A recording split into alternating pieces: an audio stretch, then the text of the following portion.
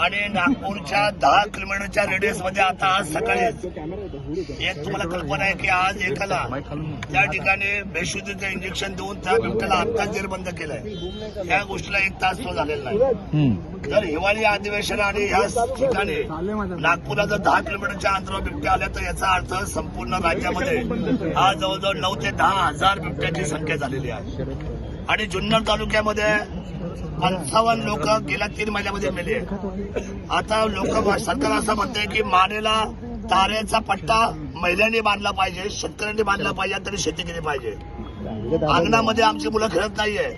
अंगणाच्या बाजूने सगळे सौर ऊर्जेचं कंपाऊंड लावून, करंटचं कंपाऊंड लावून आम्ही आतमध्ये आलेलो आहे. आमची मुलं मला आता रस्त्यावर नाही, अंगणामध्ये नाही, शाळेमध्ये जात नाही. मला असं वाटतं की या अनेक उपाययोजना करण्यापेक्षा मी कालही बोललोय आदरणीय वनमंत्र्यांना आणि सरकारला की हात जोडून विनंती करतो, 3 महिन्याच्या आतमध्ये आपण 2000 बिबटे रातलाचे रेस्क्यू सेंटर बनवा.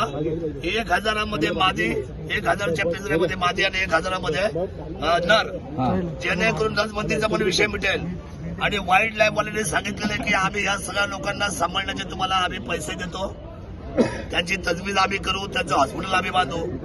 तातडीने शासनाने हे अधिवेशन संपायच्या अगोदर कुठल्याही परिस्थितीमध्ये 2 रेस्क्यू सेंटर, एक जुन्नर तालुक्यामध्ये आणि एक अहिल्यानगरमध्ये बनवावं, जेणेकरून हे आता इथून पुढे बिबटे हे तुम्हाला ट्रॅप करून त्याला बेशुद्ध करून त्याची आपल्याला एक आपण काय होतं त्याला ब्लू स्टार ऑपरेशन, आपल्याला अतिशय मायक्रो ऑपरेशन करावं लागेल आणि ह्या लोकांना उचलून तुम्हाला जेरबंद करावं लागेल, त्यांना तिथे बसून खायला घाला.